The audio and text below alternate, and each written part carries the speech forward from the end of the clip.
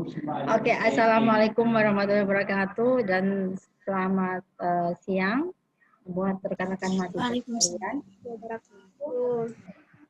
Iya, oke. Baik, hari ini kita akan membahas materi tentang etika bisnis, ya. Jadi kita harus mengetahui dulu setelah pelajaran kemarin tentang masalah etika dan norma. Sekarang kita membahas masalah etika bisnis itu sendiri. Jadi dalam dunia usaha, ya, dalam usaha bisnis itu etika itu sangat diperlukan dalam mengelola suatu perusahaan, dalam sebuah bisnis. Jadi dengan etika yang baik, otomatis itu lebih mudah berkembang, ya, dibandingkan dengan misalkan pebisnis itu kurang beretika. Jadi etika yang diterapkan dalam suatu perusahaan itu dapat membantu nilainya, normanya, perilaku karyawan dan pimpinan. Kita kan enak kalau melihat seorang pimpinan yang selalu sopan, yang jujur terhadap bawahannya, yang empati terhadap bawahannya. Nah, ini yang kita akan bicara mengenai etika bisnis. Oleh karena itu, etika tersebut bisa dijadikan standar atau landasan atau pedoman bagi karyawan maupun manajer itu dalam perusahaan agar supaya apa? Itu jadi patokan mereka dalam bekerja. Jadi ini ada beberapa slide yang Ibu akan tampilkan. Kita akan nanti setelah slide-slide itu muncul ada Ibu menyampaikan, menjabarkan, nanti ada tugas-tugas yang mungkin kita bisa diskusikan bersama. Oke, sekarang kita share dulu ya. Kita share dulu.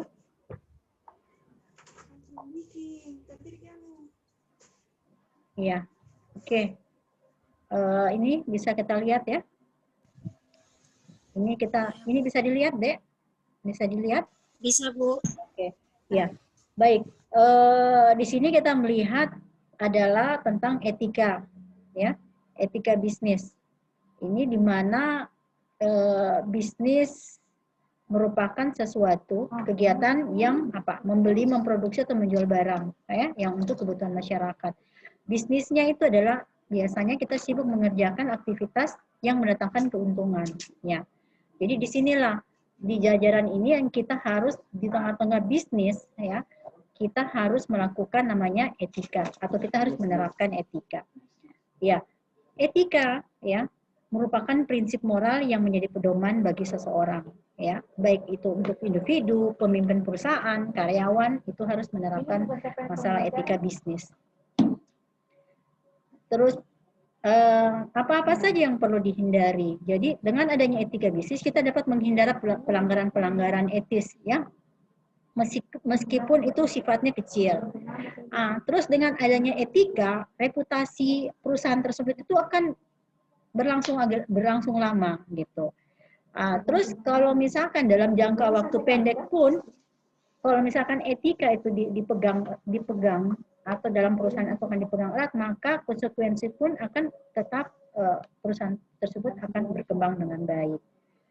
Di sini kita lihat ada apa etika bisnis itu, yaitu suatu ajaran, ya, yang membedakan benar dan salah. Jadi perlu diterapkan dalam suatu bisnis. Sedangkan tujuan, ya, tujuan etika dalam berbisnis. Apa sih tujuan dalam etika dalam berbisnis? Ya, jadi kalau bagi pengusaha itu mendorong pengusaha gitu dalam memberikan batas-batas untuk pelaku bisnis itu sendiri. Bagaimana cara baiknya dia menjalankan usahanya, baik tidaknya, apakah itu merugikan atau tidak. Itu bisa jadi membuat tujuan etika kita itu berbisnis akan lebih baik lagi. Nah, ini kita melihat ini contoh-contoh masalah etika bisnisnya. Ada yang kalau misalkan kita selalu bermitra atau berpartner dengan orang atau ketemu dengan klien kita, selalu kalau awal pertama itu adalah selalu menyebutkan nama gitu. Jadi selalu berusaha untuk menyebutkan, itu salah satu contoh etika, berdiri berkenalan, ya, dengan kita postur tubuh kita berdiri memperkenalkan diri, berarti itu sudah penghormatan buat mereka. Terus selalu harus mengucapkan ucapan terima kasih gitu, selalu selesai gitu, dalam ada pertemuan-pertemuan atau persentase, kita selalu harus membiasakan diri untuk mengucapkan terima kasih. Gunanya apa? Untuk menghargai orang-orang lain. Terus biasanya dalam kita apalagi ada pertemuan, biasa kan kita ada mengundang ya. Kita upayakan juga tagihan-tagihannya juga jangan orang yang ini yang membayar, tetapi kita yang mengundang yang membayar. Itulah salah satu contoh-contoh etika berbisnis yang baik. Terus lagi selanjutnya apa manfaat ya dalam berbisnis, dalam menjalankan bisnis. Ini adalah satu, dapat mengendalikan diri. Jadi dengan ada etika kita bisa dapat mengendalikan diri. Karena apa? Berbisnis itu kan tujuannya untuk mencari keuntungan. Tapi kadang-kadang keuntungan yang dicari ini kadang itu manusia itu selalu maunya terlalu banyak gitu. Tapi kita tidak bisa mengukur diri. Tapi dengan adanya etika kita bisa mengendalikan diri kita. Apakah ini layak kita ambil atau tidak itu. Terus yang kedua adalah pengembangan jati diri. Dengan adanya etika kita bisa mengembangkan diri kita untuk lebih baik. Kalau misalkan dalam berbisnis, perusahaan kita mempunyai etika yang baik, otomatis perusahaan-perusahaan yang lain atau mitra kerja yang lain itu bisa berpartner dengan kita. Terus selanjutnya adalah suasana persaingan yang sehat. Dengan adanya suasana persaingan yang sehat, dengan mempergunakan etika yang baik, otomatis sikap saling percaya untuk kepentingan bersama itu akan terjalin. Kenyamanan berbisnis juga diperlukan. Jadi ini hal-hal yang manfaat-manfaat yang kita bisa lakukan. Selanjutnya adalah di sini ada pendekatan-pendekatan, ya, pendekatan-pendekatan prinsip etika dalam perusahaan. Jadi ada utilitarian, ya, approach, ada individual right approach, ada justice approach. Jadi di sini apa gunanya gitu? Kalau dalam pendekatan utilitarian ini apa dan diberikan maksudnya konsekuensinya, di mana selalu dalam bertindak itu dia harus melihat, memikirkan dari manfaat apa yang didapatkan oleh masyarakat gitu. Jadi tidak mementingkan pribadinya saja gitu. Sama dengan individual juga, dia harus mementingkan orang banyak daripada pribadinya mereka, individu gitu. Terus namanya Justin Apron, itu gunanya untuk apa lagi nih? Jadi harus adil dalam artian dia tidak bisa maksudnya mementingkan keuntungan jangka pendek gitu, tidak mementingkan memberikan keuntungan baik di jangka pendek, jangka panjang, tetapi tidak melanggar hukum-hukum yang sudah diterapkan dalam pemerintah. Ya, jadi ya ini yang terakhir adalah masalah prinsip etika bisnis perusahaan, di mana prinsip-prinsip etika bisnis perusahaan itu ya, yaitu yang pertama adalah prinsip otonomi, ya. Terus yang kedua masalah sifat kejujuran, terus keadilan, loyalitas, integritas moral. Jadi ini yang sangat dibutuhkan dalam kita kalau misalkan kita melakukan suatu bisnis atau usaha, ya. Karena ini harus kita terapkan. Berkembangnya suatu perusahaan itu bisa diukur dari bagaimana prinsip etika ini kita bisa jalankan dengan baik, ya.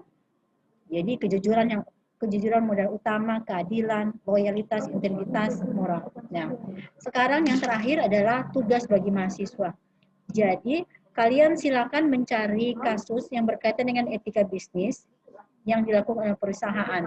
Jadi nanti kita diskusi, nanti ada sesi berikutnya kita akan melakukan diskusi kira-kira apa-apa saja kasus-kasus yang terkait dengan masalah etika dalam perusahaan.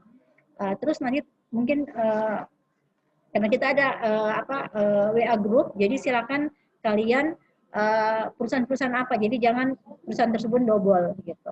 Jadi perusahaan itu harus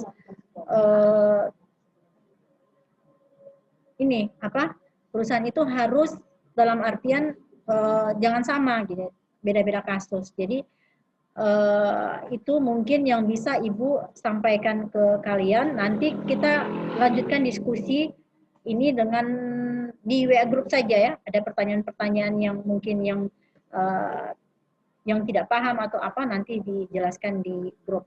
Jadi mungkin demikian saja yang Ibu bisa sampaikan kepada kalian. Ibu mengulang kembali Jangan lupa tugas, nanti kita akan bertemu di sesi berikutnya. Yang terakhir Ibu sampaikan adalah masalah ini sekarang kita masih kuliah online. Jangan lupakan masalah jaga jarak, masker yang harus dipakai, kebersihan ya. Sebelum melakukan aktivitas harus cuci tangan, sesudah aktivitas harus cuci tangan juga. Jadi jaga jarak yang utama ya. Oke, jadi mungkin ada yang belum disampaikan, nanti kita di WA grup saja. Lebih dan kurangnya Ibu mohon maaf. Wabillahi taufiq wa hidayah. Assalamualaikum warahmatullahi wabarakatuh dan selamat sore. Waalaikumsalam warahmatullahi wabarakatuh. Waalaikumsalam warahmatullahi wabarakatuh.